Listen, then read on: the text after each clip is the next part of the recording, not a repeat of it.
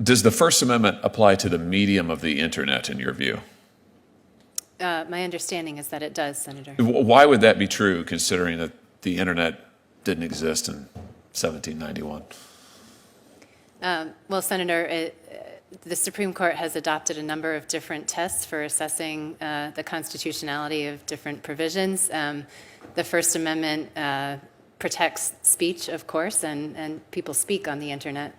But I would adhere to the relevant test if any First Amendment case were to come before me. Well, I ask you because the Supreme Court has said something much the same in the Second Amendment context. And in the Second Amendment context, you argued to the Supreme Court that because a particular firearm did not exist at the time of that amendment's ratification, that it wasn't covered. The Supreme Court, covered by the right, that is, the Supreme Court rejected your opinion unanimously. The Supreme Court was very dismissive of your arguments.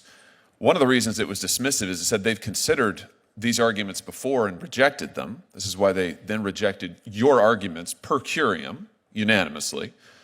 So I'm trying to understand why someone who has ethical obligations to the court, why you would make arguments that the court has previously rejected, knowing that they'd previously rejected them. And then here's the other thing that interests me.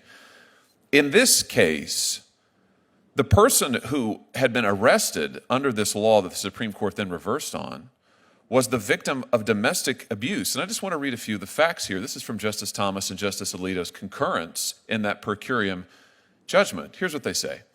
After a bad altercation, that's from the trial record, with an abusive boyfriend that put her in the hospital, Jamie Catano found herself homeless and in fear of her life. So she obtained multiple restraining orders against her abuser, but they proved futile. So when a friend offered her a stun gun for self-defense against her former boyfriend, she accepted the weapon. And it's a good thing she did. Because one night, after leaving work, Catano found her ex-boyfriend waiting for her outside. He started screaming that she was, this is from the trial record, not gonna effing work at this place anymore because she should be home with the kids they had had together. Catano's abuser towered over her by nearly a foot and outweighed her by close to 100 pounds. She stood her ground, displayed the stun gun, and announced, I'm not gonna take this anymore. I don't want to have to use the stun gun on you, but if you don't leave me alone, I'm gonna have to. And the gambit worked. The ex-boyfriend got scared and he left her alone. You think she shouldn't have had the right to self-defense? Senator, thank you.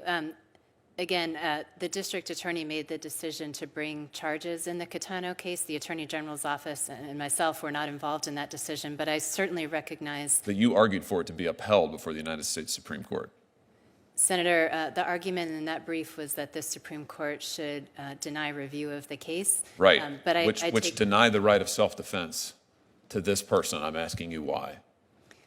Senator, my duty as Assistant Attorney General was to represent the Commonwealth in that case when it came to the Supreme Court, and I did so consistent with my ethical obligations. Your duty is not to make frivolous arguments to the Supreme Court of the United States. And frankly, I question your judgment in what you did in this case, and I question your judgment in choosing to try and perpetuate what is manifestly an injustice to this victim of domestic abuse.